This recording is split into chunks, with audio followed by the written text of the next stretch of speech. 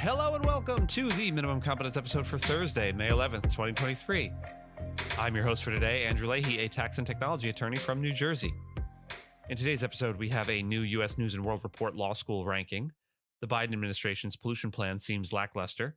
George Santos is going nowhere. Florida targets teachers union, and a bankruptcy proceeding stops the Phoenix Suns from courting new broadcast partners. Let's set our phasers to fun and have a blast with today's legal news. Ah, man, I should have used that on May 4th. U.S. News & World Report has released its new law school rankings after a boycott by nearly one-third of law schools and a 3-week delay due to data problems. Changes in the methodology of the publication led to notable shifts among elite law schools and significant movement among many schools further down on the list. The changes increased the weight of employment outcomes and bar passage rates and reduced the weight of the law school admission test scores and undergraduate grade point averages. U.S. News defended its rankings as vital sources of information for prospective students.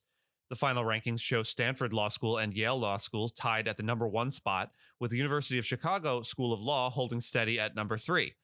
The year's rankings shakeup was most apparent outside the elite schools, with 62 law schools seeing their ranks increase or decrease by double digits this year compared with 27 schools last year.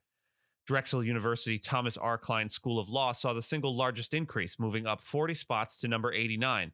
And Florida International University College of Law was next with an increase of 38 spots to land number 60. The Biden administration's plan to cut carbon dioxide emissions from power plants aims to require the nation's coal plants and the largest gas-fired units to cut nearly all of their emissions. However, the proposed limits would apply to less than 20% of U.S. natural gas-based power generation capacity, and utilities would have over a decade to comply with greenhouse gas caps.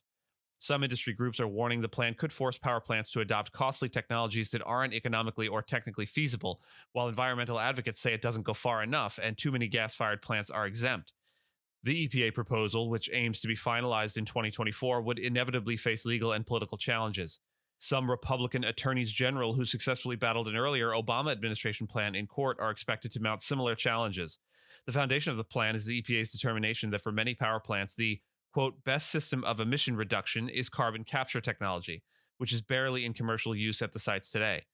Coal power plants could keep operating through 2040 as long as they substituted natural gas for 40% of their fuel. The EPA predicts that the industry's demand for natural gas would fall 36.8% during the same time frame. The plan would increase electricity prices by 0.24% in 2035, while unlocking up to $85 billion in climate and public health benefits through 2042. The requirements would keep as much as 617 million metric tons of carbon dioxide out of the atmosphere through 2042, according to the government's projections. New York Congressman George Santos, if that is indeed his real name, will continue serving despite facing criminal fraud and money laundering charges. There's no law or rule stopping him from staying in Congress. Santos entered a plea of not guilty to all 13 counts in the indictment against him.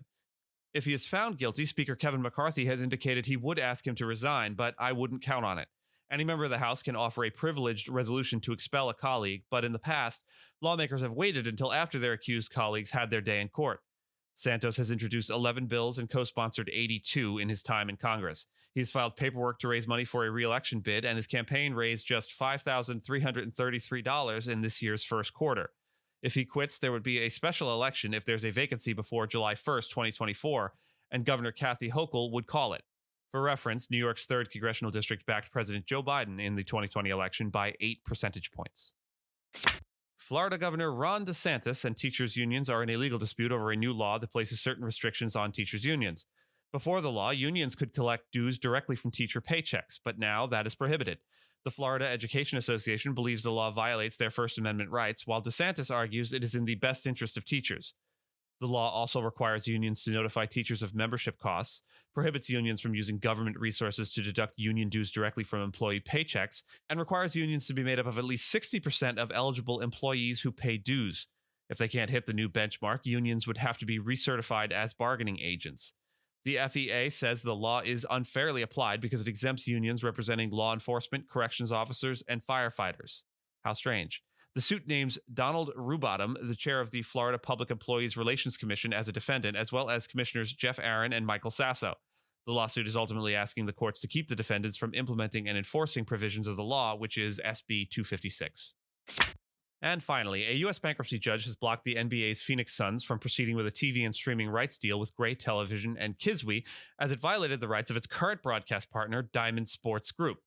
The bankrupt subsidiary of Sinclair Broadcast Group holds the contractual right to negotiate a contract extension, which the Suns' new TV deal interfered with, according to U.S. bankruptcy law.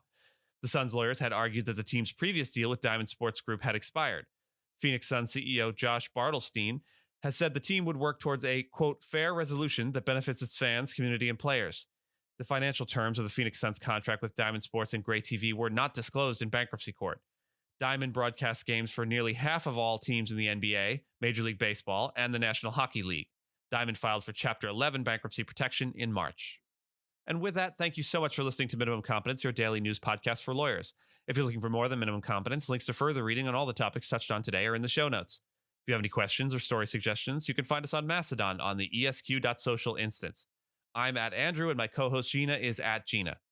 The views, thoughts, and opinions expressed in this podcast are not those of the host and do not represent those of any organization we may be affiliated with. Nothing here should be construed as legal advice, because it isn't. Reviews go a long way towards helping new listeners to find our show. If you have a moment and can leave a rating or review on your podcast player, we'd appreciate it. And if you know someone that might be interested in a story we cover, consider sending them the episode. Minimum Competence is available at minimumcomp.com and wherever you get your finely crafted podcasts. We'll see you back here tomorrow, and until then, ponder.